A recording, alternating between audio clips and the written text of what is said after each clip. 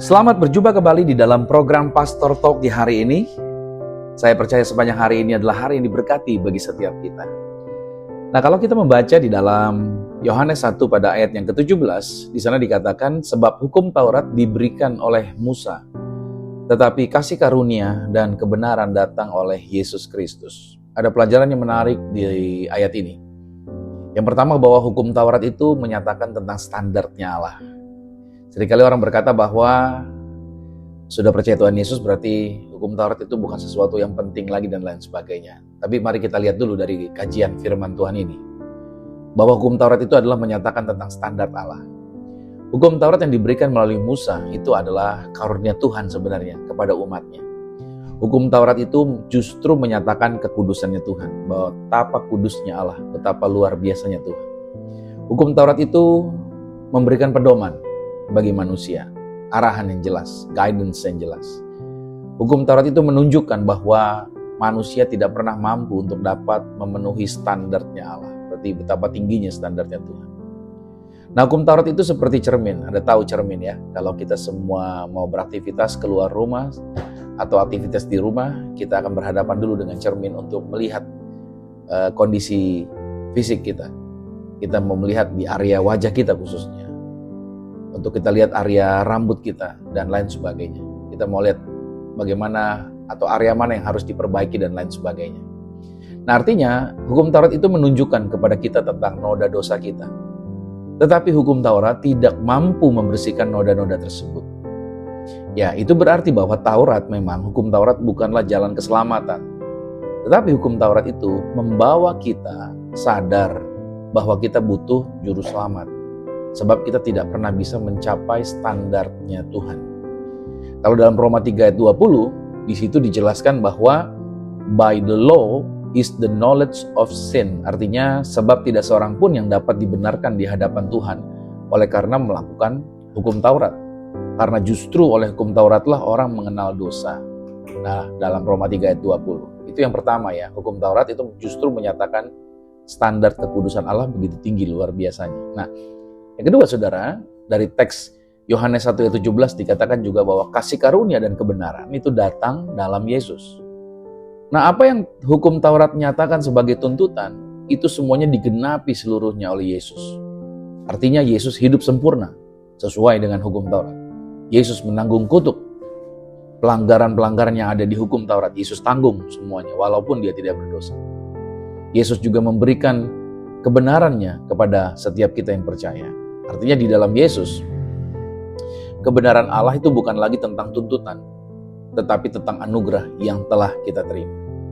Kasih karunia itu sama dengan Tuhan memberi apa yang tidak kita layak terima. Kita tidak layak menerimanya, tapi itu yang diberikan untuk kasih karunia.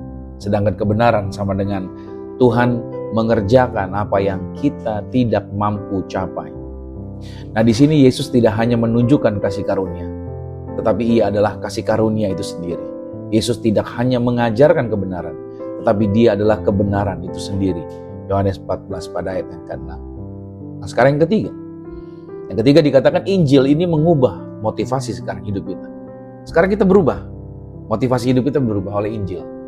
Hukum Taurat berkata begini, motivasinya, lakukan dan engkau akan hidup. Jadi engkau harus hidup benar, banyak berbuat ini, itu segala macam agar engkau dapat hidup. Itu hukum Taurat yang mengatakan demikian. Tetapi Injil berkata, Kristus sudah melakukannya, maka hidupilah apa yang Yesus sudah lakukan. Kita ini tidak mencari penerimaan Tuhan melalui kebaikan kita. Kita ini melakukan kebaikan karena sudah diterima lebih dahulu di dalam Kristus. Hidup Kristen itu bukan mencoba menjadi layak, tetapi hidup merespons karya Kristus yang sudah menyatakan kita layak. Nah, berarti hari ini yang keempat, aplikasinya apa sih yang praktis kita lakukan di hari ini? Ingat baik ya bahwa kita sekarang hidup dari kasih karunia-Nya Tuhan. Jadi, ketika Anda gagal, ingat bahwa Kristus sudah memenuhi tuntutan daripada hukum Taurat. Pada saat kita berhasil, tetaplah rendah hati, karena semua pencapaianmu adalah anugerahnya Tuhan. Ketika engkau menghadapi dosa, datang pada Yesus, bukan malahan bersembunyi dalam rasa malu. Ketika engkau melayani, bukan untuk diterima orang, bukan untuk mendapatkan validasi, tetapi engkau melayani karena engkau sudah dikasihi Tuhan. Jadi Taurat itu menuntut kesempurnaan, ya betul. Tapi Injil itu memberikan kesempurnaan Kristus ada di dalam kita. So, berarti kita simpulkan dari teks yang kita baca hari ini, tanpa Kristus, Taurat Tuhan akan menjadi beban bagi hidup Anda. Bukan berarti Taurat kita buang, tidak. Tapi tanpa Kristus kita nggak bisa paham tentang hukum Taurat itu. Jadi beban, susah. Jadi orang Kristen, nggak boleh ini, nggak boleh itu, dan lain sebagainya. Kita kesulitan. Ya, di luar Yesus, kamu tidak dapat berbuat apa-apa. Tapi ada kabar baik, di dalam Kristus, Taurat Tuhan itu justru menjadi tuntunan buat kita. Kenapa? Karena apa yang Tuhan minta, Kristus sudah genapi semuanya. Apa yang Tuhan tuntut, Kristus sudah bayar semuanya. Dan apa yang Tuhan kehendaki, Kristus sudah kerjakan di dalam kita. Jadi di dalam kita ada kuasa Kristus yang bekerja luar biasa. Jadi jangan takut.